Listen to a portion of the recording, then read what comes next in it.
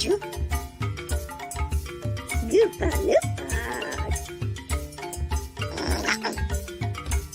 Gunda.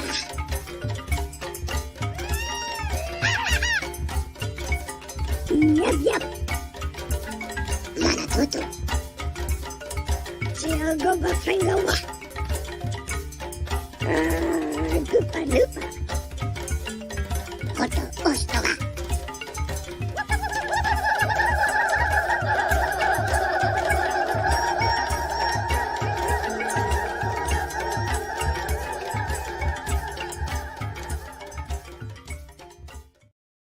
What's up, everybody? It's Wes, Hank, and Andy. Welcome back.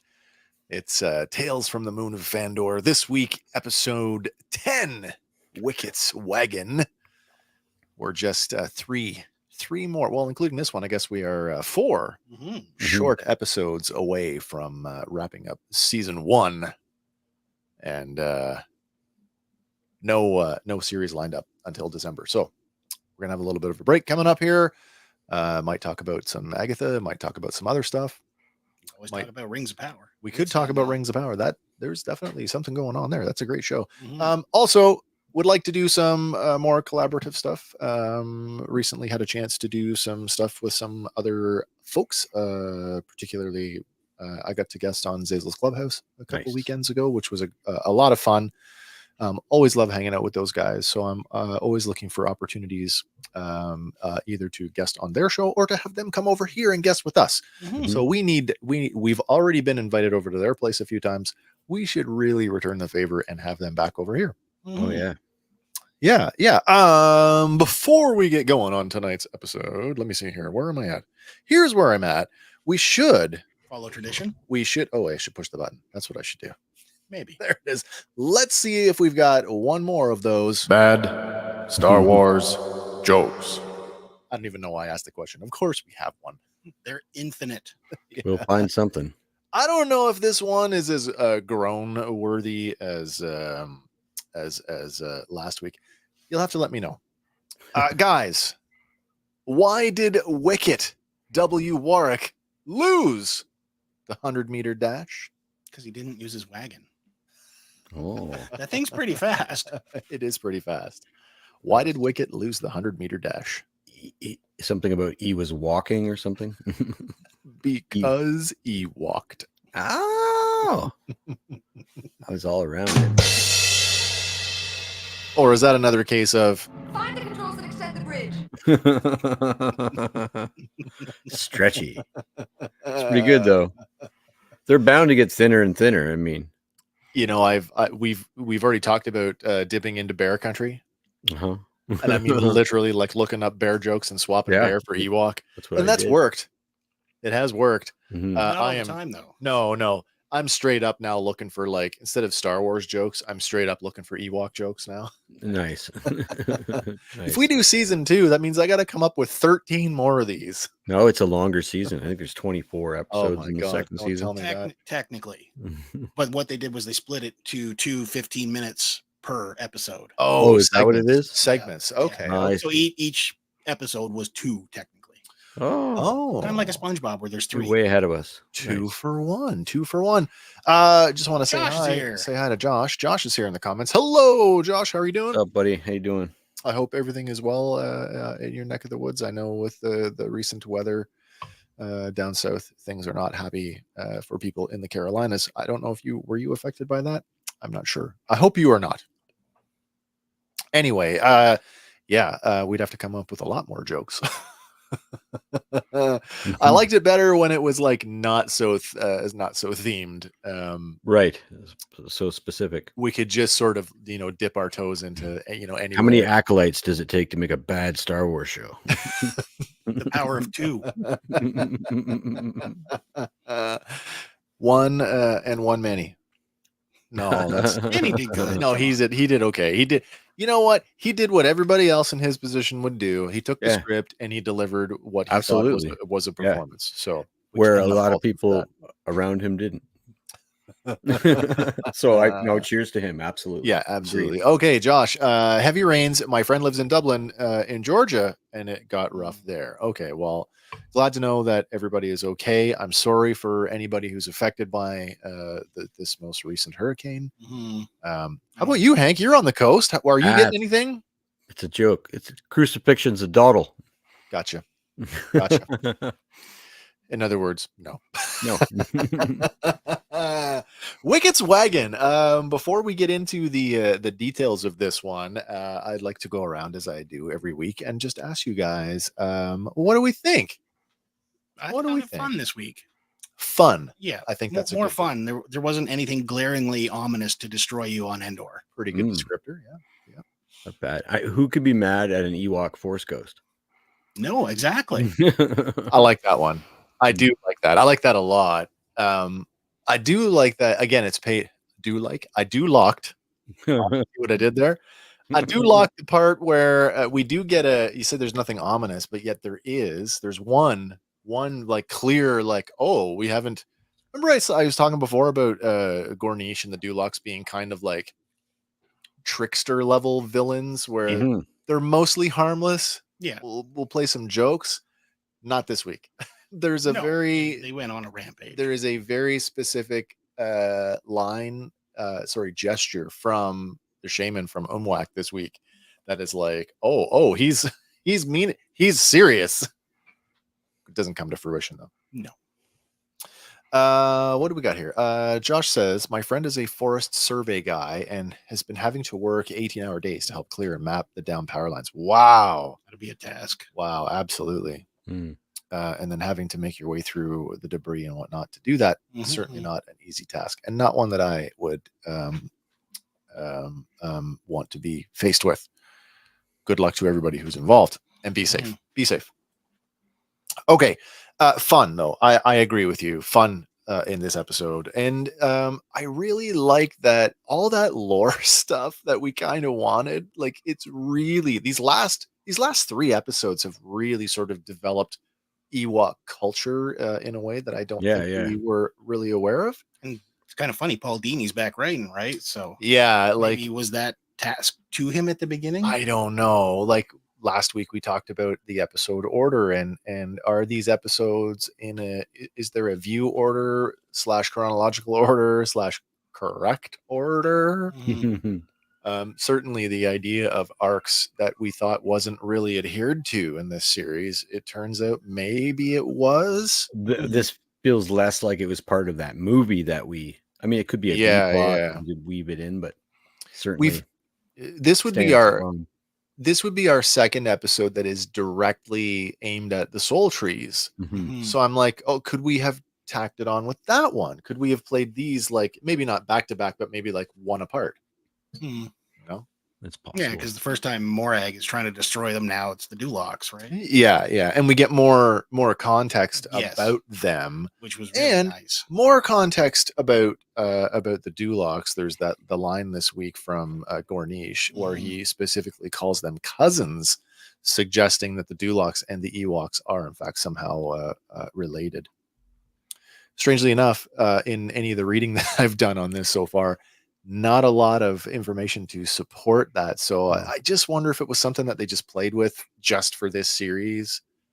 Could be. And then dropped it. Or is it a colloquialism that because we both live on Endor and we both sort cousins. Yeah. Like the Mon Cala and the Quarren. The Quarren. Yeah, no, I think that's valid. Was it urban slang back in the 80s at that point? Because I know it was by the time you get to Boys in the Hood. But like, what's up, cousin? What's up, partner? Because well, maybe could be like bruh. a close, like a bruh. When did it lose the O and switch to an H? I don't know. Or a UH, bruh. It's trying to switch to a bruv. Bruv. You listen to Will Ospreay. British, British bruv. for sure. Yeah, Governor. Crazy right, kids. Oh, you know what I should do? My gosh, here I was. I was early tonight. I was sitting here and I'm like, oh, I'm good. I'm ahead of myself, but I'm really not, because I haven't loaded this week's slides. It's a good thing we got the auto intro. Bear with me while I do. How did that work, by the way? Josh, you're out there. Did you catch a flicker of the three of us before the intro video rolled? Or did you just get the intro video and then us here? Let me know. I'd like to know how that worked, because that's a new feature on our on StreamYard, the platform that we use to live stream. And I wasn't sure how effective it was going to be. And it only matters if I have audience feedback. That's right.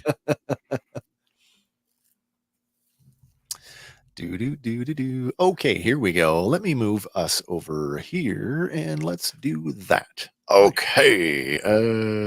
Presentation view. There we go. This week it is Star Wars Ewoks Season 1 Episode 10. This one, as we said, is called Wicket's Wagon. It is just the music on my end. Okay, did you get no video then? Please tell me there was a video. I hope there was a video.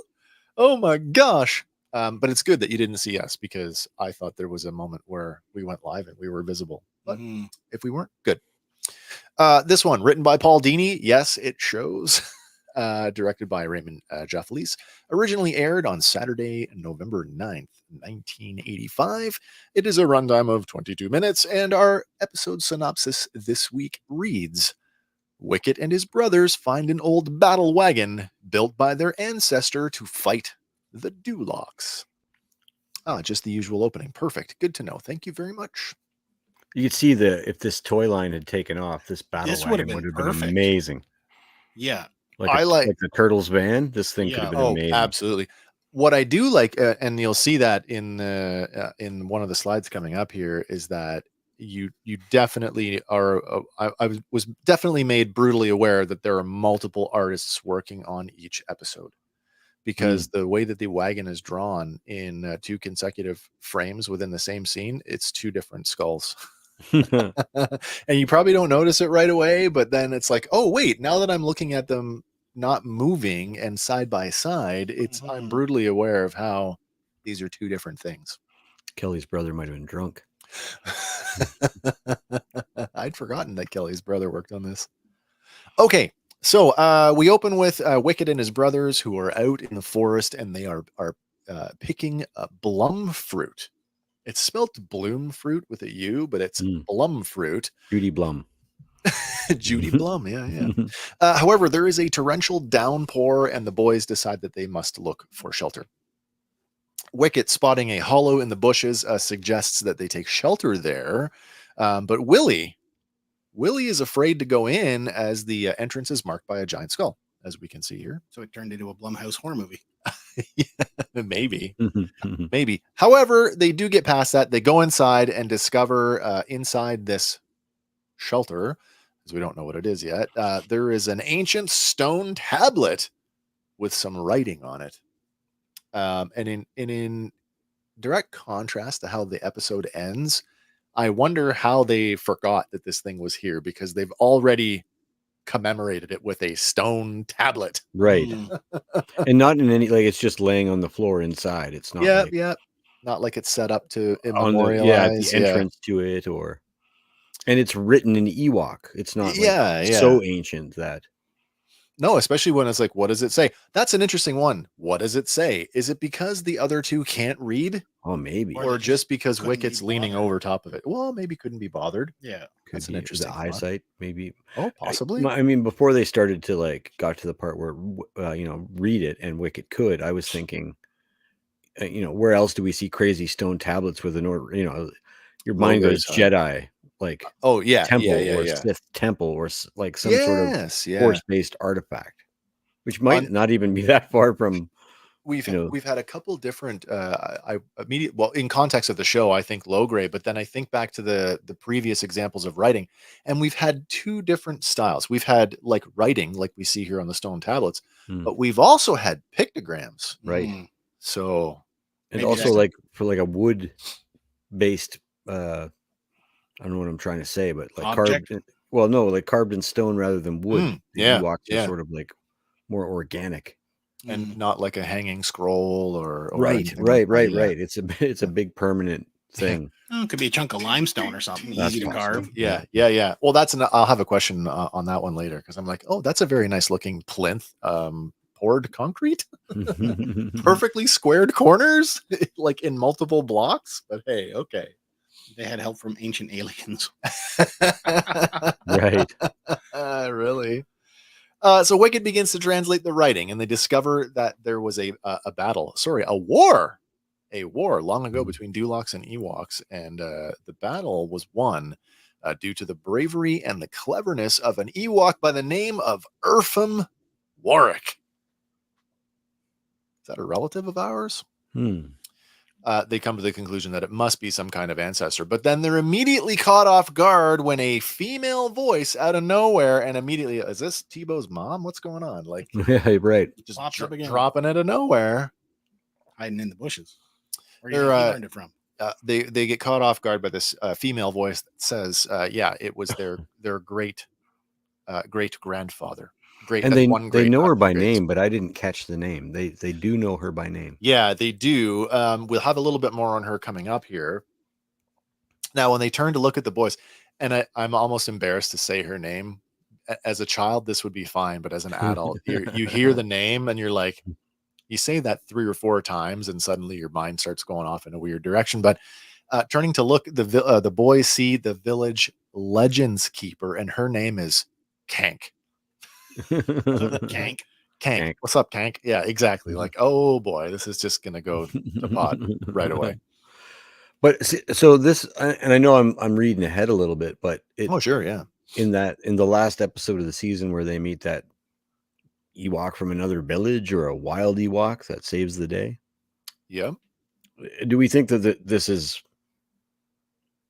like from that other tribe, or That another, she- like, No. so there's this bigger Ewok culture, like perhaps this is one village that we're dealing with. There's a couple of, I won't say throwaway moments, but there's a quick, like, off camera moment. Like, for example, Wicket. Now, that doesn't expressly say that. Now, she does say that she is the village lore keeper. So I presume that she's been there all the time. We've just never seen her. Now, I don't know if it supports the argument or not, but Wicket specifically gets the plans from Kank to rebuild it. So, but that doesn't preclude her from living somewhere else. No. So I don't know. Maybe this is another tribe. However, we do have some information that supports that she was there all along. We'll get to that. Because she's a little Older, I'm not going to say older. I'm going to say ticked off. crusty. A little bit, yeah. Yeah, 'Cause she she's does like, come across after as she tells crusty. her tale. She's like, not that anyone listens to me. Yeah, I was like really, you're the legend keeper and nobody listens to you? she's, well, maybe she was the one that made the Stone tablet. stone tablet, and Could maybe maybe there's Ewoks just have no interest in history. And along comes Logray with his little picture pebbles and puts on all the flash, and suddenly nobody wants to listen to her lore. Speaking of Kank, it sounds like that's what you would call someone after doing something stupid. You Kank. It rhymes with like the name of God. You put an S in front of that, and it's a whole other thing you're talking about. That's true. Shank? Is it this slide? I've been called worse. I don't remember if it's this slide. It's in the. Oh, sorry, I've gone too far. Let me back this up. Oh my gosh, I'm going the wrong way. Uh-oh. Where is it? here? Spoilers. Okay, so look, have a look here for a second at the opening of that cave. Kind of, I want to say almost snake-like. but Kind of. It's coming. I've got a better one. I do have a side by side, but there it is. There. That's sort of our initial walking up to it, and then we see it here, and it's like, wait, that's a different animal. It's got horns now. That's a different animal. I think it has horns in this one as well, but it Oh, looks like okay, they're but framing the eye sockets. does. Yeah. Hmm. I just thought that's kind of funny. Kank, the Legends Keeper, Kank, recounts the story of how hundreds of years ago, Dulocs and Ewoks were at war, and the Dulocs tried to attack the Soul Trees, but it was Urfum Warwick and his battle wagon that saved the day and drove the Dulocs into the swamp. I guess prior to that, we can infer that they didn't live in the swamps at that point, which I think is kind of interesting. Mm-hmm. Wicket is immediately enamored by this tale, a tale, as Kank puts it, that is remembered by few except for her. Then with the storm over, Kank departs and the boys rush outside. Wicket decides that he would like to rebuild the wagon, but Weechie dismisses it as an old wreck. And then both he and Willie wander off, presumably to go home. And take back the fruit. Yeah. It's true. It's absolutely true, Josh. Yeah, The Dulux were idiots. like genetically. Were and are. Oh, yeah. Yeah, though, because like as they marched on there, they looked pretty orderly, but maybe years of inbreeding in the I swamp suppose so. dulled the gene pool. I think back Dull to the axes. I think back to multiplicity. Don't clone the clone. Hmm. I like pizza. I mean, maybe the numbers just dwindled too. You know, like Could maybe they were like a force to be reckoned with. Oh, yeah. Until this battle wagon put them in their place. You know, the idea that maybe there are multiple tribes of Ewoks, and I suppose that there are, whether we see them or not. I guess the same could be true of Dulocs. We see Gornish and his clan, I guess. Yeah. Sure. Have we seen any other Dulocs? I don't know. Well, yeah. Well, I think we'll so. That's a in good this point, too. episode, we'll meet an extra one. An extra one. Yeah. Oh, we do. Yeah. It was not like But he's right still in there. part of the clan. Also, when we get to him, remind me, last week we talked about how old is an Ewok. How old are the Dulocs? Mhm. Ooh. Right. You're running pace, right? Yeah, absolutely. Wicket, who is still determined to build the wagon, says, I guess I'll do it myself, but he has a pretty good idea that his friends will help. Josh wants us to know, hey, we finally mentioned a movie that he's seen. Sweet. Wait, which one? Multiplicity. Multiplicity? Nice. I like pizza. All right, so let's get into some of the lore points of this week. We've got the Blum fruit, the Judy fruit. Now, the Blum fruit is appearing here in Ewoks for the first time, and unlike every other weird, like small, minor, why did you pick this? Right. Of all things, the Blum fruit was canonized in the 2017 Star Wars Adventures number 21 in the short story Swoop Racers. Where the and I don't even know what species this fellow is, but this is Takvax, the bounty hunter. He apparently in one panel tells Chewbacca that he bruises like a Blum fruit.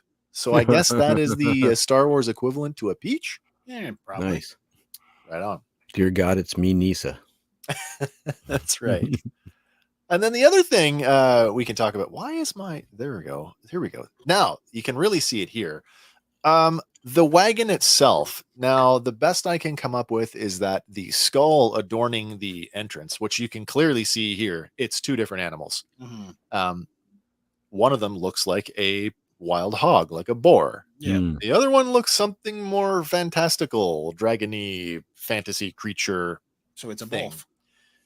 And right then and there, I am brutally aware of the number of different artists that are working on this. Oh, sure. Right. It's the same thing. One's at night in the rain, one's at the daytime, no weather.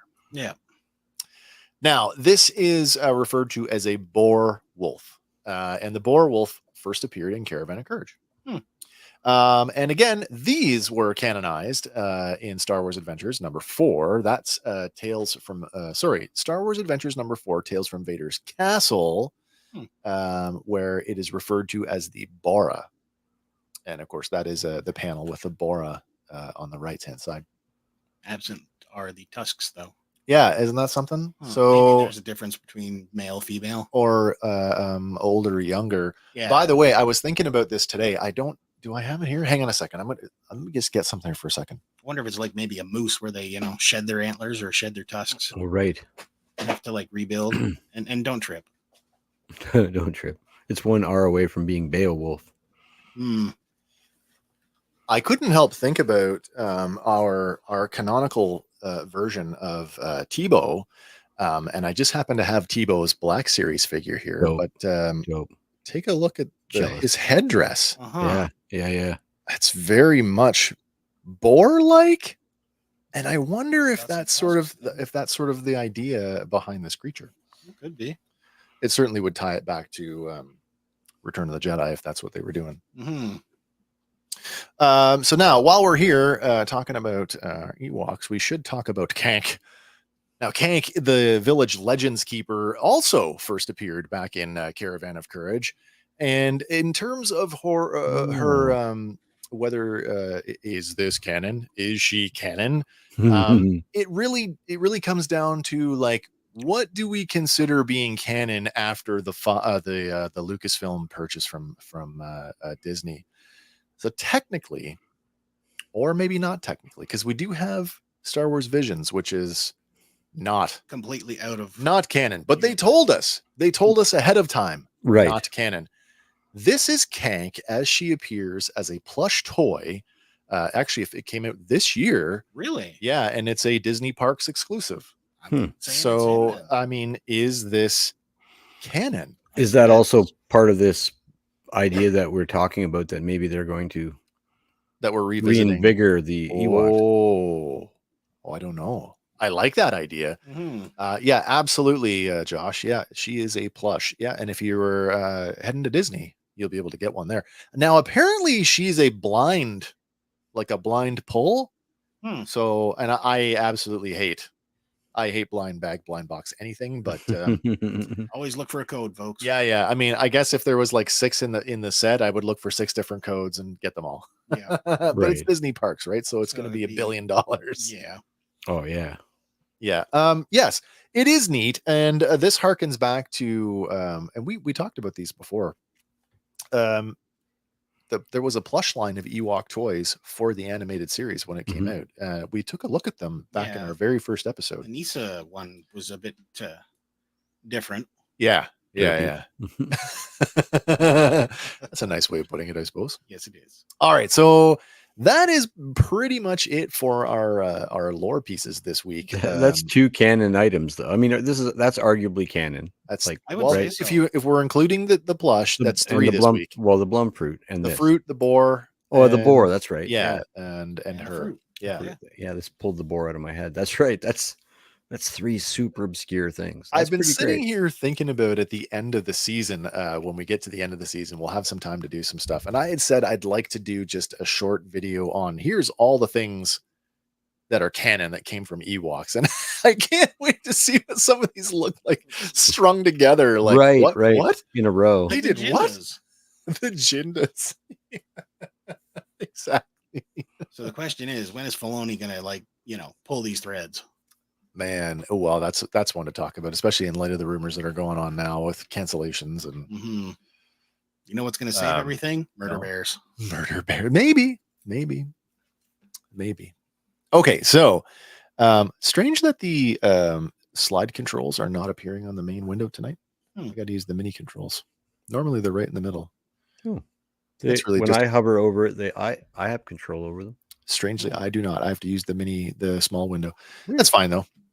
Well, just then, sorry, where are we at? Later on, Wicket arrives at the battle wagon with a cartload of supplies, where he finds Paplu, Tebow, Milani, and a couple of the walklings playing on it. And like typical kids, they're playing a version of war. And it gets a little rough, which sends Paplu and Tebow tumbling out of with the remnants of the battle wagon, which kind of makes Wicket angry because he's like, "Hey, man, you're gonna break it," which is in itself kind of funny, given that it's this old broken down thing. Right. Paplu makes a point of sort of reinforcing that by literally breaking off a piece of rotten wood. Points out, "Hey, man, it's not exactly in great shape." But Wicket produces a set of plans, his great-grandfather's plans, saying that he got them from Mistress Kank, and they're going to use them to rebuild it. But just as he says that, Nisa and Latara arrive with looks like a couple baskets of Blum fruit. Hey, you've been working hard. You guys want a snack? And suddenly Paplu, Tebow, and the walklings have no interest in rebuilding the wagon, and they take off with Nisa and Latara. Very out of character for her. Who? Nisa.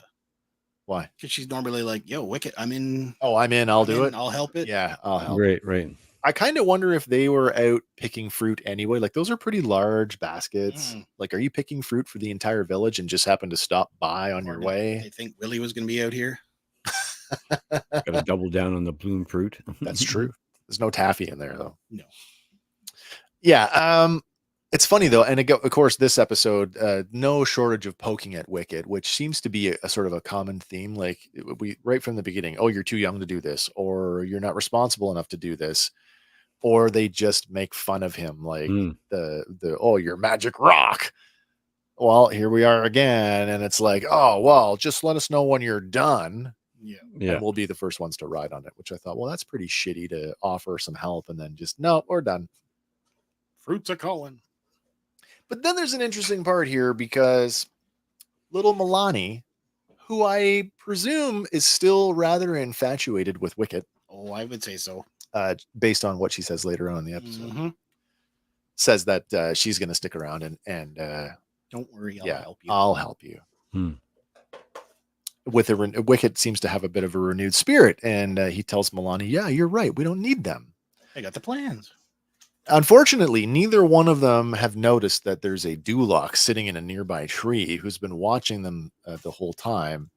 And he ends up slinking around like almost like a snake around the trunk. And he's like, very interesting.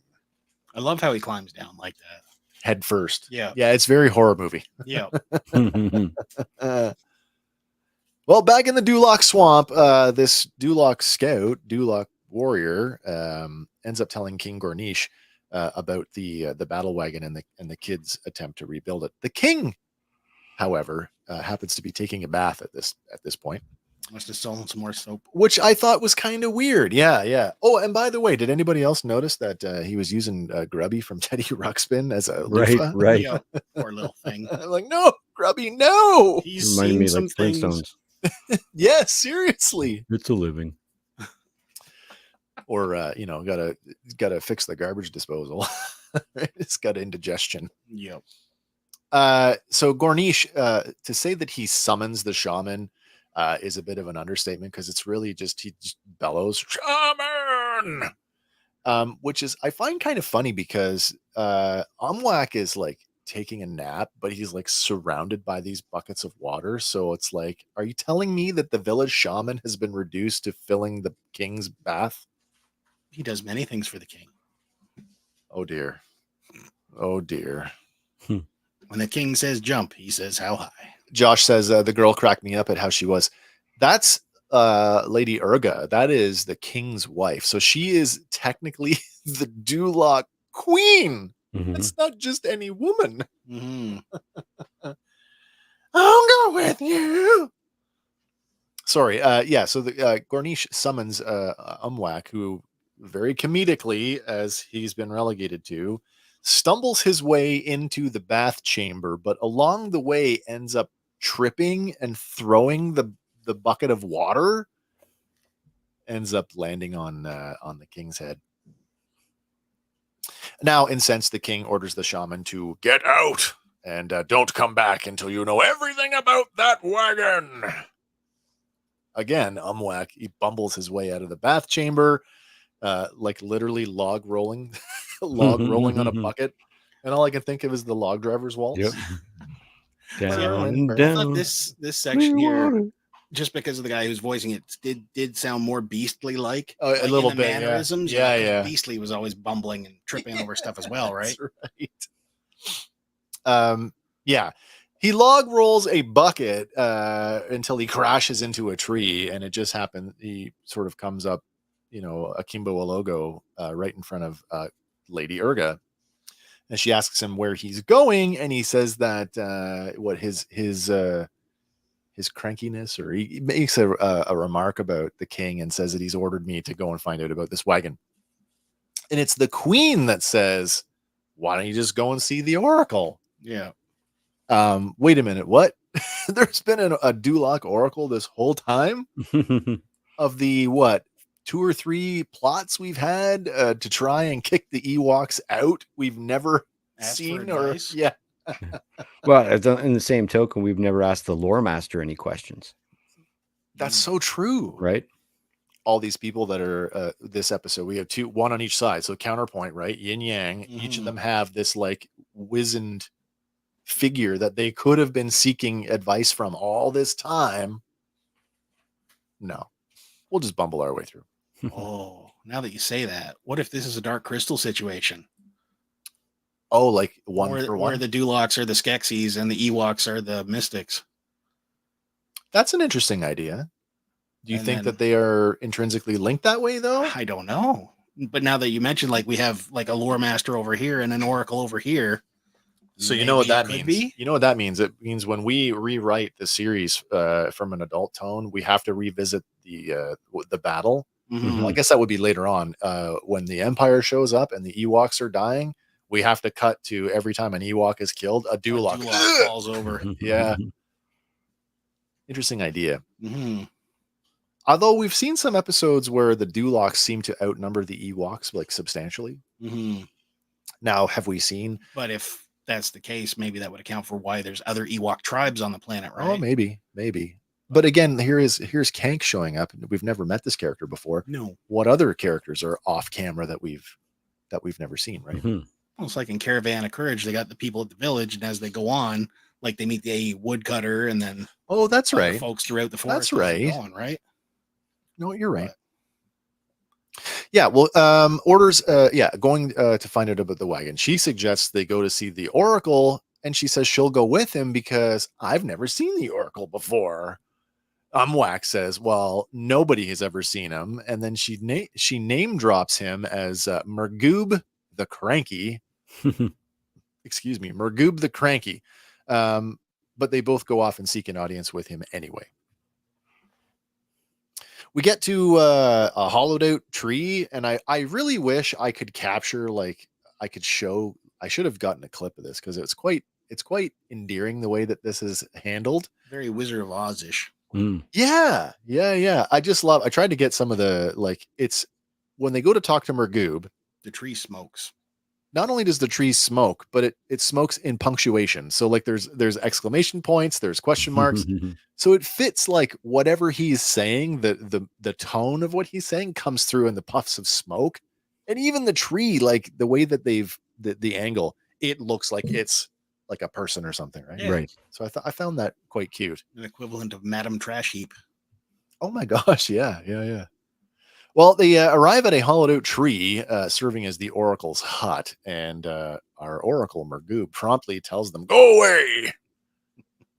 But we learn, though, through some conversation that Mergoob happens to be Umwhack's uncle. But Uncle Mergoob, it's me, Umwhack, who is quite surprised to learn that Umwhack has made village shaman. I think, as we all are. So that would mean there's super little communication with the friggin' Oracle. I guess so. I mean, given that his the age thing, or at least Like how we hit the long- ground running in episode 1, he's already the shaman, right? That's right. Yeah. Umwhack pleads with his uncle for advice about this Ewok battle wagon, and suddenly the incensed Mergoob completely has a flip, and he's like, "What?" and becomes genuinely frightened by the thing, and basically says, "Where will I hide?" Umwhack reminds him, "You already are hiding." Well, you'd hide too if you had to see that thing. Anyway, where is it here? Oh yeah. Sorry, Mergoob tells him that the Dulocs were set to take over the forest, but it was the battle wagon that knocked them back into the swamps. So we're literally getting the same story Yeah. from the other side. Yeah. So I had like a weird take on the guy, like the Oracle. So Yeah. either the Oracle is a spirit like we're about to see on the Ewok end, or this guy's crazy long-lived. Like He's for sure long. because we say hundreds of years. Yeah. That's Like when I they think- find the battle wagon, like think he Kank says says, something hundreds of years. Yeah, and Mergoob says he hasn't been out, or in this conversation, you haven't been out in 600 seasons. Right. Yeah. So I'm like, oh shit. I mean, if Ewoks live at least 200, then Right. now is this common for the species to go 600 years? Is he an example? Like, Or did he foresee a way to? Yeah, I become don't know. immortal? I mean, Well, I don't know. well, uncle, yeah, it could be like the casual, like an honorific. But Oh, why yeah, wouldn't you call him- yeah. Why wouldn't you call him Oracle? I was just Sure, thinking maybe he's more like Morag, not even a okay, Duloc. We never okay. see him, right? So We do see him. we do. We do see him in this episode. Yeah. He does. He comes out of hiding. Yeah. Okay. I might have blanked That's okay. We're gonna get to it. in a minute. Then we find out just how in tune with the lore Wicket really is. Yeah. So also, he says that, what he would do, that if he could get a hold of essentially he says, I would get some revenge if I could get a hold of the wagon. And it's Umwak that kind of like, well, what if we could get it? And Murgoob basically says, well, if you did, then the Dulocs would be able to rule the forest forever. And he begins to laugh maniacally. All right. Meanwhile, Wicket, Milani, and Baga the Bordock are hard at work, toiling away at rebuilding the wagon. And it's pretty obvious that it's not easy work. We see them, remember, we're children now, falling a mature tree and installing a stone wheel. Certainly not light work for Right. kids. Milani, who's basically not much more than a toddler. Yeah. But at one point, we do see the both of them like jumping on a line and That's true. That is true. Up. Yeah. I like that Baga is easily trainable. Here, paint this with your tail. Multi-purpose animal. Yeah, absolutely. Meanwhile, Gornish, Umwak, and a Duloc warrior. Oh, by the way, this episode we got to see it's either X or O. One of them is in this episode, but the other one isn't. And we only see him for a brief second as he's falling off the wagon. The king, Umwak, and the Duloc warrior watch the kids work from a nearby tree. Umwak points out that there are three of them, three Dulocs, and there are three Ewoks, which I guess includes Baga. Yeah, is the third. And here's the real sinister thing, because Umwak drags his finger across his throat and says, "Why don't we like that? Let's go and kill them. Let's go murder some kids." Yeah. Pete Anakin. The king, however, no, not now. At least not until they're done rebuilding it. Okay. Let them build it for me. Then I'll take it. We'll murder the kids, but not until we've finished working them. Right. Man. Where are we at now? Moving on. Now, with work on the wagon complete, or at least complete, I assume it's complete. Pretty close. Milani hops onto Baga and she rides him back to the village. Okay, see you, Wicket. Bye. See you back to the village. Wicket, however, takes a seat inside the wagon, and I don't know if his intention was to fall asleep in here or he just sort of sat down to admire his work. I think so. He does sort of mention about how he feels like his great-grandfather would be proud of him for doing this. And I think that's true. I think that's true. Either way, he does kind of like close his eyes, lay down. And it's not like he like sat there and fell asleep. He intentionally lays down. Been working hard all day. I'm just going to take a little nap. And maybe that's what it was, right? I'll have a small nap here. Yeah. And then I'll be rested up enough to walk home. Yeah. All right. Well, the Dulocs think that now it's time to make their move, not realizing that Wicket's inside. And they move to steal the wagon. But the trundling of the wagon, and we don't know how long it's been rolling along for, is enough to wake up Wicket, who, like, bing, pops his eyes open, looks, sees Umwak, and literally, Duloc, Ewok, which turns into a get him. And yeah, with the what happens here? Oh, sorry. Gornish orders the Dulocs to capture Wicket, and Wicket gets chased, running around the wagon, and finally he jumps off. Now, with the battle wagon in the Dulocs' possession, they ride off into the forest, essentially leaving Wicket behind. And he does the right thing. Yeah, he goes home and raises an alarm that ends up like, I got the impression it was like, fire, like that level of alarm, because you get the impression like the whole village rolls in. Yeah. And he basically beats a drum to alert everybody else to some form of emergency. He tells the chief that the Dulocs have the battle wagon, and the chief and pretty much everybody else laughs it off. Oh, that old thing? Like it's nothing. Right. Not realizing that he's just refurbished it into fine working condition. Exactly. So like the chief at least was aware of the thing. Yeah, and just thinks of it as a broken down old wreck Yeah, stuck in yeah. the forest. No historical value there at all. No. That old thing, says the chief. But Wicket says that, well, we rebuilt it. And the chief makes a point to say, you and your brothers? And Wicket is almost kind of like bashful when he says, no, me and Milani. Mm. Like nobody would expect that. Mhm. Which apparently still isn't any cause for concern because the chief dismissively says, well, the Dulocs wouldn't know how to use it anyway. And he just orders everybody, go home. It's show's over. Go home. And they do. Mm-hmm. At that point, a downtrodden Wicket, he sits down with his head in his hands.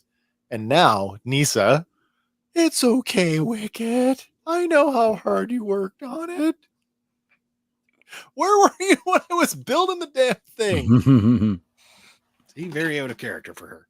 A little bit, yeah. And then, counterpoint over at the Dulocs. And I don't think that they've gone back. Like, I don't even know if this is on the edge of their territory because this looks like those backgrounds are like full on forest. Mm-hmm. So I don't know if they had like a war party meet them somewhere. Maybe. We do get our first of the recycled animation this episode, though. Oh, the splash? What the Dulocs pushing and falling. Oh, yeah. They do run that twice in the same episode. Yes, they do. The Dulocs now are celebrating the capturing of the battle wagon. Umwak, of all Dulocs, gives a motivational pep talk, which is kind of weird, but good for him. At least he finally gets to exert some of his Shamanism station, I guess. And finally, King Gornish mounts the wagon and he orders his troops forward.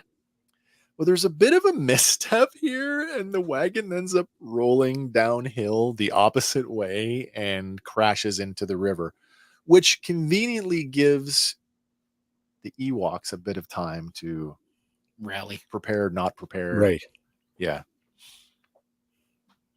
And like that thing, the stone wheels on that thing, how would they get it back out of the lake? Like, I don't see them with any beasts of burden. Yeah. Other than themselves, right? But we get into some of our perhaps the coolest moment of the episode, and something I wish that we had. I know we talked about it before in the research part of the last not the last episode, but the episode that dealt with the soul trees previously with the fire. mm-hmm. I know that the Ewoks commune with the trees. I did not realize that It was like individual specific.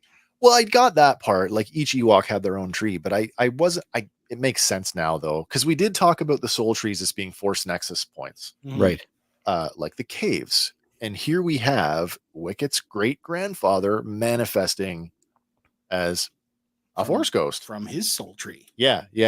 And I'm going to come back to that at the end of the episode, because Wicket's language at the end of the episode suggests that nobody else but Wicket sees him. So Wicket visits the soul tree of his great grandfather, Urfim Warwick, and he apologizes for being such a lurdo. He says that everybody laughed at me, and the only ones interested in the wagon are the Dulocs. But the spirit of Urfim manifests into a force ghost, and it communes with Wicket, telling him, "Oh, you should never apologize for trying hard." It's got a bit of a British thing going on. He starts off, he says, "I'm disappointed in you." Yeah, and it's like, oh, because Wicket's like, I rebuilt the wagon. He'd be proud of me. Yeah. But he's disappointed, and then he follows that up. All like, right, no, because I didn't apologize for trying. Because he thinks, he's like, I messed everything up. Yeah. No, don't. Never apologize for trying hard. Yeah. Ephraim tells Wicket that it wasn't easy for him to build the wagon with everybody else laughing at him too, which Wicket's surprised. What, you? They laughed at you? Well, yeah. But he tells Wicket that he shouldn't quit when he puts his mind to something. And again, Wicket with this renewed sense of, yeah, you're right. And I'm not going to let it stop. And as he goes off, Urfim says, "Go get him, son," and fades back into his soul tree. I do like this. I really, really like this. But it just makes sense that this is a thing. And Wicket, who I would say is not force sensitive, sure he can see him. Yeah. All right. With the Dulocs, though, Umwhack informs his uncle, the Oracle Mergoob, the cranky, that, hey, we've got the wagon and we're going to use it on the Ewoks. You should come with us. Mergoob tells him the way to really hurt an Ewok is to destroy their soul trees. And that by doing so, an Ewok will lose its will to live. Oh, Oh. I kind of, in a macabre kind of way, want to know, is it true? Like, if you cut down Wicket's tree, will he die? Maybe. I don't know. And it goes back, like, did any of the trees actually burn in that first episode? We don't know. And if that happened, Did anybody die? yeah. right. All right. Umwhack. This ain't G.I. Joe. No. Umwhack beckons Mergoob to go with them, citing that he hasn't been out in over 600 seasons. But Mergoob just said, go away, let me sleep. Meanwhile, Wicket, who's been watching this whole time, he's been watching him, gets an idea, and he jumps into the swampy water. And when he surfaces, he's covered in mud, weeds, long grass, and sticks in a sort of Duloc disguise. And he pulls off a pretty decent impression of Uncle Mergoob. I guess it's time for old Mergoob to stretch his legs. And he takes off to join the Duloc war party, which is pretty bold, being a young Ewok alone in enemy territory. I'm just going to waltz right in like I own the place. 600 seasons. Yeah. 4 seasons a year. So he's 300 years Oh, old. sorry. Yeah, there you go. 4 seasons a year. So yeah. if the Ewoks are living between 2 and 300, Dulocs are apparently living between 2 and 300. That's a good catch. That's a very good catch. I guess the counterpoint to that is, no, you're right. I think that's probably more accurate. I was going to say, if we're only thinking it's summer now, maybe he should have said it 600 summers, but that's not what he said. Because when Logray was talking the other, he was saying, 200 winters. 200 winters. Yeah. No, that would make sense. So yeah, seasons, 600 seasons, 200 years. Yeah, that makes sense. All right. As the Dulocs load up the wagon, Wicket Mergoob wanders out in his disguise and he starts hamming it up. Is that any way to load a wagon? He almost looks like the Lorax. He kind of does. A muddy Lorax. Gornish, they all look at him kind of weird, like, who's that old acorn? Like, they're not sure. And you almost think, like, are they seeing through the disguise? Are they buying into this? But because they haven't seen him in so long. Right. 600 seasons, nobody remembers. And Gornish asks if he's coming along. But Wicket very shrewdly says, well, how do I know it'll even work? Gornish, confident, almost overconfident, says, well, pick a target, as if he's just going to demonstrate the thing. And after some careful aiming of the wagon, they line it up. And you don't get this until the wagon rolls down the hill, that's what they were intending to do. We're going to use it as a ram. Mm-hmm. I didn't realize that the intent was to do that, because I'm like, wait a minute, we're rolling down the hill again. But yeah, they aim the thing. Gornish gives the command to move forward, and it takes off for a second time down the hill, landing in the river again. Yep. Now, with the Dulocs effectively dealt with for the time being, Wicket decides, I better go back and warn the village. However, roused from his hut by all the noise, the real Mergoob arrives and catches Wicket in his disguise. Literally plucks the grass right off his head, and Wicket, like, kind of sheepishly, Goopa, Mergoob. Yeah. How the hell do you know who that is? I don't know. Maybe he looked in the window. Yeah. Want to say hi to TJC. Hello, sir. Legend in the making. How are you? I hope everything's going well. Lots of fun tonight. Lots of Ewok shenanigans. And of course, as it rolls down the hill, we get our second use of that animation. That's what I mean. Yeah. So the one from before. Yeah. You almost like at the point, like, are they trying to stop it? They're holding on to it. Like, maybe. You ever tried to stop a car that's rolling away? Yes. Oh, yes. It doesn't Ver- work very well. very varying degrees of success or failure depending on how it goes. It's all about momentum. Yeah, Once the momentum, there's a tipping point, right? Yeah, there's no coming back from Then it. you're just dragging behind it. All right, so skip ahead a little bit. Now Wicket has been taken prisoner, and they're holding him in a cell on board the battle wagon. Don't remember seeing a cell there before, but They sure. added it. Now Just lock- another accessory for the toy. Modular. That's true. Yeah, Like, yeah. It's this- funny though, like given like how the whatchamacallit, the Sherwood Forest playset for the Robin Hood line reused. was a reuse of the Ewok Village playset. Right, right. Like they could have easily. Yeah. Did they reuse the Gammo for Little John or The something? in that? Gamorrean guard became not Little John, he became Friar Tuck. Friar Tuck, that's what. Friar Tuck, yeah. Yeah. It just put a human head on it. Right, right. And Kenner, the Kenner mold that they used for Lex Luthor became the Sheriff of Nottingham. Oh, crazy! That one I did not know. Yeah. There's a couple Kenner reuses from other Mhm, lines. mhm. I don't know how they got away with it, but they did. Mhm. Wicket now locked in the cell aboard the battle wagon. Gornish and the Dulocs make their way towards the Ewok village. Now, Wicket from his cell does his best to think of a way out, but he's out of reach from what he will describe as the main support peg. But he does, like, if I could just get to the peg. Of course, he can't reach it. And oddly enough, the Dulocs don't seem to have a battle horn. Strangely enough, no, they don't. Like everybody else on Endor has a battle horn, but Yeah, Paplu seems to appear and disappear as needed. Yeah, yes. In the bushes with Tebow. That's right. One of the Dulocs shouts, "Ewoks ahead!" And it just happens to be Nisa, Latara, and a couple of the Walklings having a picnic lunch.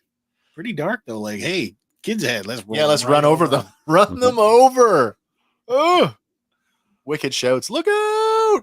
While Gornish shouts, "Ramming speed." The Ewoks do manage to get out of the way. And as the wagon rolls past, Wicket shouts, "Warn the village elders! The Dulocs are on their way to destroy the soul trees." Horrible. Destroyed all that blum fruit. But apparently, I guess Latara and Nisa and the kids, they've wandered quite a ways from the village because they have time to go back and warn everybody, because when the Dulocs finally arrive at the soul trees, the Ewoks have built a pretty robust stone barricade. So, like, how far from the village were they eating? No. As the Dulocs roll on closer to the village, they're met by Chirpa, Logray, and pretty much every other adult from the village. Where are we at here? Oh, sorry. Yes. Chirpa warns the Dulocs to get off the wagon and to release the young one that they're holding. Gornish says, "Well, we've just come to test it out by smashing down your soul trees." And they proceed to ram the rock barricade, and they barrel through the thing. Blow right through it. It's like paper mache or something. As Paplu and the other boys take cover from a barrage of Duloc spears, Paplu actually makes a point to regret. He says, I regret laughing at Wicket. It's a funny way to be humbled, but Oh, look, that thing actually can do some damage. yeah, as you're nearly pincushioned with half a dozen spears. The wagon blows past little Milani, who is apparently still out for a ride on Bega. She never made it back to the village. I She don't just- know. Like for hours, for days, right? Time works differently on Endor, depending. But it turns out Milani's quite the rider. Mhm. She ends up chasing the wagon down. She's got some skills. Wicket warns her, "Stop, Milani, no!" And when the Dulocs look, Gornish orders them to hold their fire because they don't see her on Baga's back, because she's like trick riding.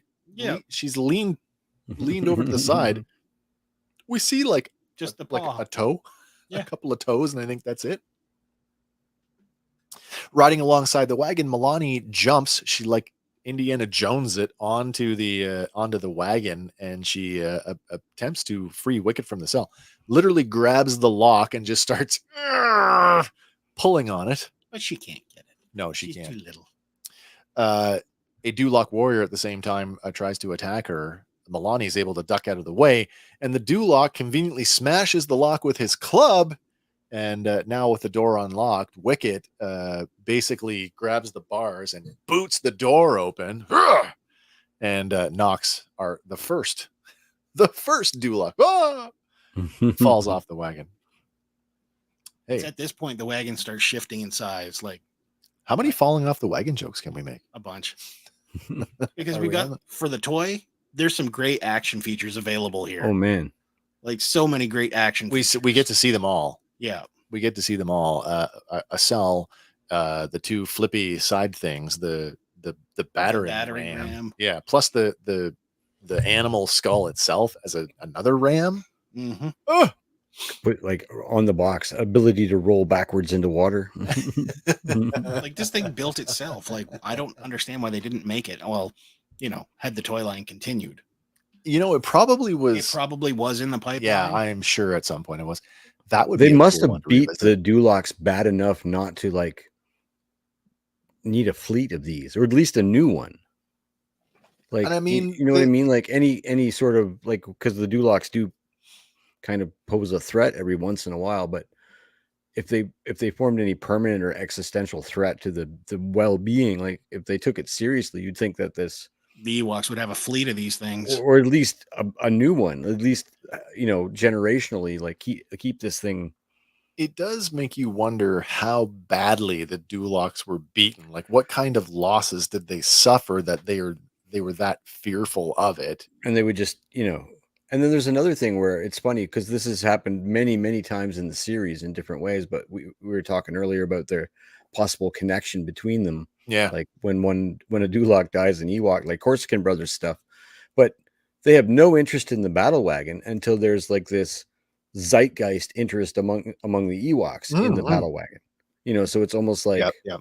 out of sight, out of mind until like, so suggesting another type of maybe connection. There's an interesting another sort of, like, I don't know if you want to call it a subplot or anything, but it lends itself to, like, the Dulocs are always watching, right? Like, Mm-hmm. Sitting in the trees and if they didn't have an interest in the battle wagon until the kids found it, the only reason that they have an interest now is because the kids found it, Right. right? So started doing stuff with it. the Dulocs presumably have been following and spying on the Ewoks all this time, and they just never do anything that catches their interest. Yeah, I guess. because like, how else would they know about the soul trees and the magic soap and the this? And Yeah, unless yeah. they're constantly watching. What did Wow. the Ewoks do in the beginning to warrant this? I don't know. The one guy told the Duloc, "No, you can't have my soap." maybe. I'll Simple as teach that. you. The Hatfields and the McCoys. Yeah. I don't know what the artist got, but they should have got life. Kind of makes you wonder if a Duloc is like a malnourished Ewok with matted fur. I just think they're all the Grinch's cousins. They're very Grinch-like. All right. She ducks out of the way. Wicket boots him off the wagon. All right. Now, standing there, they take a look, and both sides of the wagon are lined with troops, and they realize that they are woefully outnumbered. But Wicket points to a lever and says, "Milani, pull that lever," while he goes to the opposite side of the wagon, and he does the exact same thing.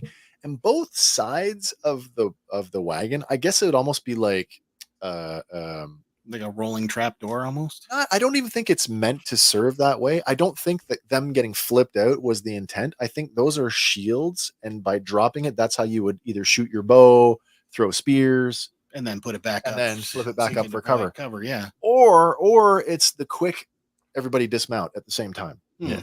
Or maybe it's to keep like raiders from mounting. Oh, entirely possible. Yeah. As they climb up the side, just hit the thing and they fall back off. Flips them down. Yeah, that would make sense too. does make sense. Well, they flip the levers. Wicket does the same thing, and the armored sides fold down, knocking almost all the Dulocs off the wagon. which is kind of funny that the king doesn't notice that. Yeah. Wait, it's what? almost- What? What are you doing down there? What's this hinge for? Yeah. From behind the battering ram, Mergoob pokes his head out. Turns out he came along after all. Not you again. But Wicket activates the ram, and it's almost like he's got a bit of a smile when he does it. Yeah. And boink, Mergoob is bounced off the wagon. It's in, I think it's when he's being chased around. I think it's in this next one. Is it? Oh no, that's Umwhack. But for sure, one of them, and I don't know if it's X or O, but one of them is definitely here and gets flipped Knocked off. off. Yeah. And the question is, did Mergoob go out the front or the back? Because if he went out the front, Oh. did they just roll Fa-boom. right? Oops. What was that? Speed bump. Don't worry about it. Just keep We're going. goop, Yeah, we're yeah. gone.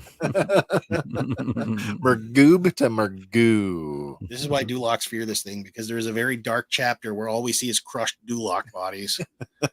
Big Yeah, stone tracks right through them. Gornish and Urga, they're quite surprised at the sudden turn of events, and the king orders his remaining warriors and the shaman, get them. And one by one, the Ewoks manage to knock them off too. There's a whole sequence of events here. I've tried to capture it in the images where Umwhack is like, me, yeah, you. He climbs down the ladder, but they basically shove the ladder off, and he kind of stilt walks it a couple steps before falling, which I thought was kind of funny. The point is, they knock everybody off. Finally, Gornish, not done yet, takes matters into his own hands. But before he can attack Wicket, Wicket has managed to get a hold of that, and he calls it the main support peg and tells him, if I pull this, the whole wagon will fall apart. Not this one, Jacques. Yeah. This rabbit, she's a crazy. Gornish basically calls his bluff, and he says, I watched you build this. It's far more important to you. You'll never tear it down. Wicket says, you might be right. But then again, almost Bugs Bunny like him, boink, and he pops the peg. Yep. He pulls the pin before calling to Baga, and they both leap onto Baga's back. I guess Baga has been running sort of More Indiana Jones. Yeah. Onto the back of the Bordock, and the now out of control wagon. The wagon barrels towards Ephraim Warwick's soul tree, but it begins to vibrate wildly, and it eventually collapses in a heap Shakes itself apart. just before colliding with the tree. I think it's funny that the ghost does the wince like he's about to be hit, and I don't know if that's be like, oh, this is. I felt like I had the impression, and this is where the Force Ghost, as opposed to just Ghost, comes in. He It's ripped almost it apart. like no, it was coming apart anyway, but like He slowed it down. he slowed it down, or he helped it fall apart faster, or it felt to me like he had some physical effect on stopping. He did, the yeah. thing. I mean, it wasn't just putting his hands up, stop. Right. It was like so like it was more of a I hope doubling this down works. on that.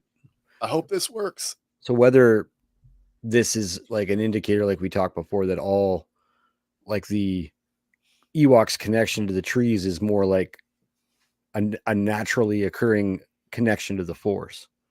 And Yeah. so, Yeah. like a hyper attuned would be your low grays and your T-bows or your So All around Great the galaxy, Krampus. is it? I think so. And I feel that too. Like this whole, like, we don't really get, I mean, we get Night Sisters, but like outside of the Night Sisters and now the witches from the Acolyte, like what other alternate force using traditions have we really been? this shown? stands alone because it's not like in order to elicit a conversation like this, it doesn't need to be defined. You don't have to say and spell out alternate force using tradition, or they come from here. There's no like backstory or anything. It's just like a heavy inferral, and let the audience run with it. Fill which it in. is Yeah. kind of what the original trilogy did anyway. Mm-hmm. And I definitely like that idea that we as like 40 and 50 somethings can sit here and kind of go like, what do you think? Right. I like that. But we all agree, no doubt, that's a Force Ghost. Yes. Hell yeah. Cool though. So yeah, you might be right. And they ride away. The wagon collapses just before colliding with the tree, and the old Ewok's ghost breathes a sigh of relief. With the soul trees saved and the wagon in shambles, the Ewoks who are gathered all begin to cheer. No mention of routing the king and the queen, or get out of here, or taking them prisoner, or anything like that. Are they dead inside the wreckage? Yeah, really. Well, season 2. These Dulocks route themselves. I mean, Yeah. let's be real. They route themselves. Flee, run away.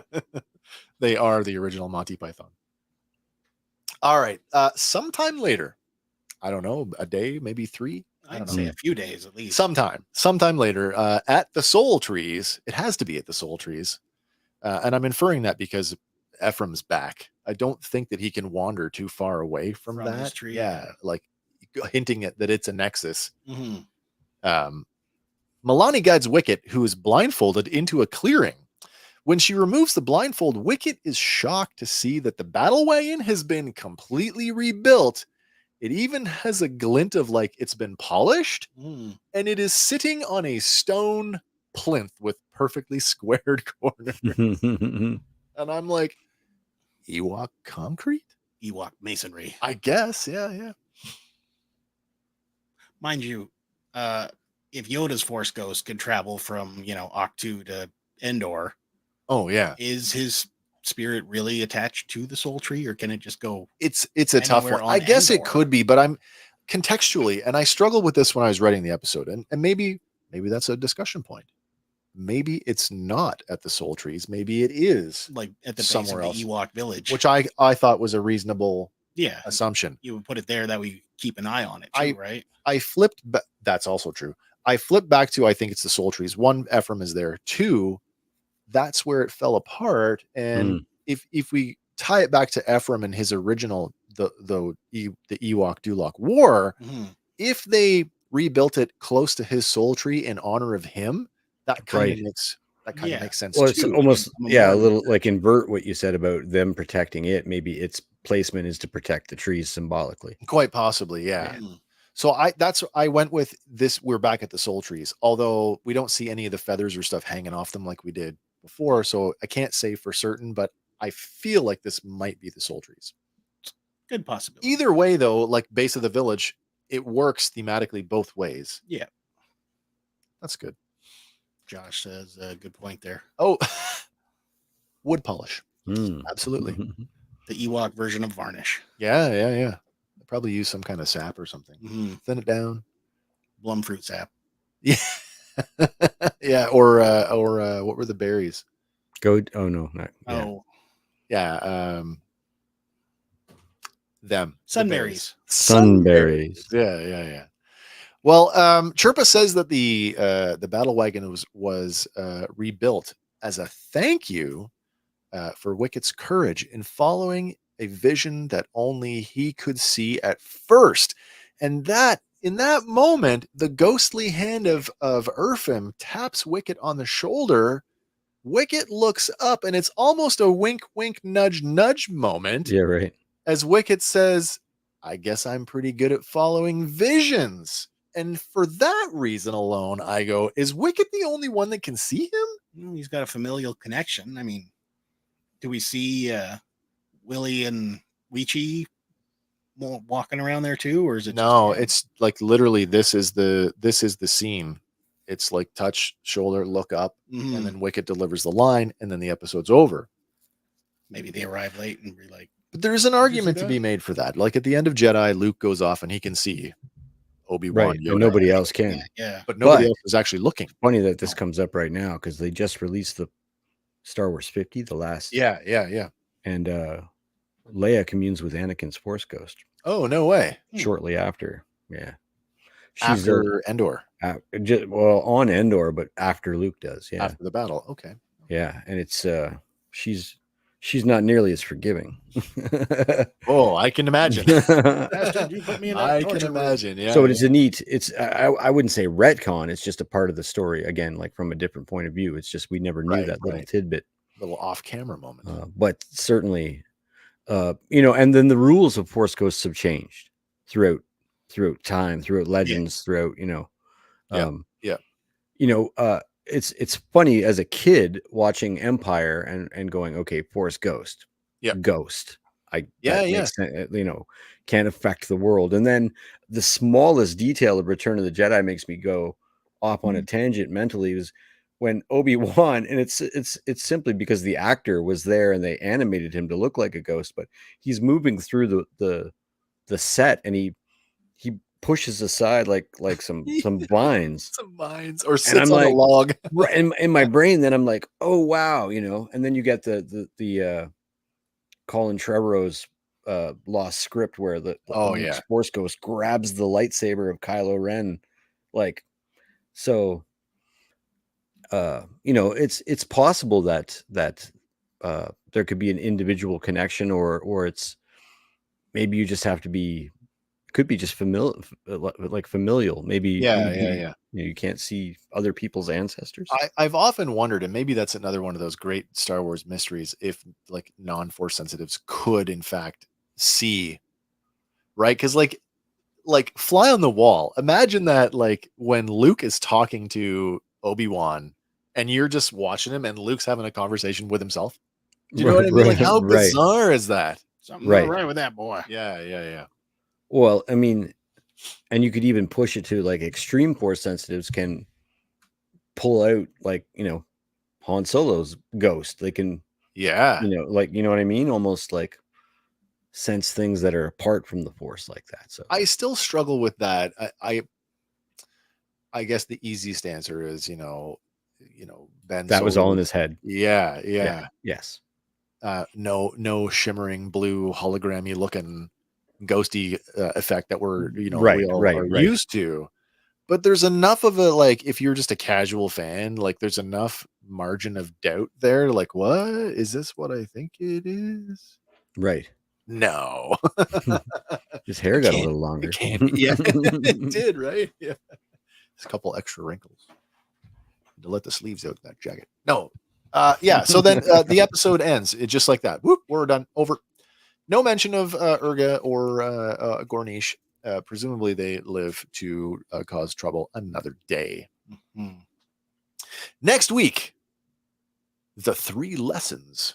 Haven't watched ahead yet, so I don't know what we're headed for yet. Don't know what to expect. It's been a but while. Now that we're over, now that this one is over, not Visions, gosh, Wicket's Wagon. Just like we opened the show, I'd like to close the show. What do we think now that we've gone through it? I liked it. I feel like they're getting better. Like the last 2 have been Me too. Much stronger than the first 7. And not that they weren't strong, but these last 2 have been stellar, actually. Does that come down to the Paul Dini writing? It might. He was maybe finding his flow at this point. Yeah, I mean, and think that they're written before they're ever filmed, before they're ever put to celluloid. So I am curious now that we have because we've all recognized that the Dini episodes have a different quality than the They feel Star Wars-ier. Oh my God, it's been how many episodes, and I forgot the other fellow's name. Well, it's not Raymond Jafelice. Caro, Bob Caro, that Bob guy. Caro, Anyway, yeah. yes, Bob. I'm curious to know like percentage of season 2 episodes, like how the writing breakdown is in those, and I'm almost tempted to look ahead. Yeah. Because if it's like 2 writers and it's like, oh, so I'm going to be paying attention. Are these the it might be episodes? all different, because everything is so different. So, it could be totally different showrunner, totally different directors, totally different. Yeah. writers. It's funny though, like as we're getting closer to the end of season 1, and like for all of the reading that I've had to do week after week, there isn't really a whole lot to be said for season 2. Mind you, we're not in those episodes yet. No. We did gloss over one part though. What's that? When the Duloc breaks the lock off and Milani's like, "You get away from my Wicket." Oh my God, you're right. And this is another one of those episodes that begs the question about where is it in the timeline? Because if this happened before Wicket spurns her, Right. it makes sense. Either that or she's completely forgiven him for spurning him and she's still 100% infatuated with him. I think it's that. Because it's like my Wicket. Yeah. And then she does the big kiss on the cheek, right? Yeah. Yeah. for luck. A kiss for luck. Well, like I said, next week we are going to the 3 lessons. And like I said, I haven't looked ahead yet, so I don't know what that one looks like. Although the thumbnail has like a ant like insect looking dude. Oh, good. in Something the else. To thumbnail. tell you. More horror show stuff. Yeah. 3 lessons. 1. Everything is here to kill you. So that should be fun to take a look at. But yeah, looking forward to that one. As always, we will be back with more. Andy and I will be here on Tuesday night, just a couple nights from now, to talk about this week's headlines from Hollyweird and all the other pop culture stuff that we picked up this week. So please join us for that, where you guys can have your say, as we do run that one as a call-in show. Always love seeing your comments here in the live chat. Always love hanging out with you guys. Josh, we do have your sticker going out in the mail this week, so you should have that pretty soon. Yeah, and don't forget, when you watch our show on Tuesday nights, live trivia. We've got another game that we play, and there could be a prize in it for you. So come check us out on Tuesday nights. As always, all the YouTube stuff, like, share, subscribe, Patreon, all that stuff. We get links for all of that. All in the show notes. Merch store. Oh, yeah. T-Public. That's true. The sale and the next round of sales is coming up on, I believe, the 8th. I was going to say, you would know better than I do. Yep. So yeah, man. Yeah. That's okay, Josh. If you miss out, we know life takes precedence. There's always watching it in retrospect. Always, yeah. Catch us on the rewind. Anyway, thanks, guys. Is there anything you guys want to close on before we say goodnight? That was awesome. I like it. Another episode that I thoroughly enjoyed. And I love picking them apart. I love doing it in a playful, fun way. Because if you can't have fun with this stuff, then there's nothing to hate. Like there's no, like the stakes are so low. That's what we said when we started this. Like like, what are you gonna get mad at? So it's beautiful. That's right. Yeah, it's not like Return of the Jedi where you have to watch one of them die. But heartbreaking. Remember though that when we watched the original trilogy, there were no stakes either. Like because we didn't, you know what I mean? You didn't know them that well. It was just another random fuzzball. You're almost damned if you do, because the stakes are too high. We might need to take a decade off. Not us, but like, or we should get invited to one of these fan focus groups. Yeah, right. that apparently are being formed around these major super fan IPs. Focus groups. Yeah. I think we qualify. I think so. We've been talking about Star Wars every week for 3 years, man. Come on. Uh-oh, did we miss one from Kaz? What? So what? How did you not see my previous comment? Wait a minute. We saw the great show one. I did see Great Show. Which, thank you. What am I missing here? Did you sneak in here and I didn't notice it? I got to go back through. Scroll. I'm seeing a lot. Everything from Josh. No, man. I don't know if I. Great Show is the first one I'm. Honestly, guys, Great Show is the first one that I'm seeing. That's the one I'm seeing too. I apologize if we missed one. Maybe it didn't get pulled into StreamYard. I apologize for that. If you want to tell us again, I'll be happy to argue the Monchichi thing again. hey, we're the Monchichi. 707. 707. 707. Oh my. At 707. This guy on the horn. Strangely enough. So let me. Joe Fan at 707. Joe Fan at 706. You know what? I'm going to go over to, I'm going to open up YouTube. No, I can't do that. Can I? I don't know. Maybe I can find us on the YouTubes. We suck. It's not there. I don't know why. It's going to be bizarre. Only because,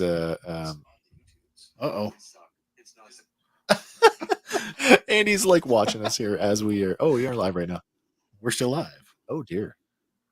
There we go. I'm Please stand by. And look, our viewership has peaked since we've fallen apart. Seriously, what's going on? In the past 10 minutes. Guys, I'm looking and watch us melt down. Can't find it. I've got YouTube open and I don't see your comment there either. Perhaps his comment was 707. Maybe. Well, there is a 707. As I get on the 707. Yeah, there's a 707 there for Gaz. There is. I thought 707 was a timestamp. My first comment was at 707. I don't know. Well, that's what I mean. All right. Well, we'll get that sorted out. He's going to leave us hanging, though. Yeah. Guys, tell us what you want. Say it ain't so. All right, wait a minute. Well, you know Find the controls that extend the bridge. how that one goes. We need that shirt, Andy. Find the controls. We can do it. All right, listen. Remember, guys, whatever your thing is, fan on. And as always, for Fandom Power, my name is Wes, I'm Andy. And I'm Hank. and we will see you on the next one. Bye for now, everybody.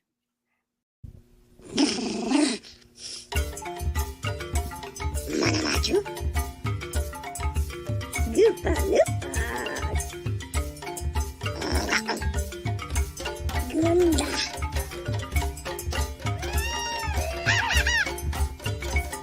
Yep, yep. Manatutu. Goba Fringowa. Goopa loopa.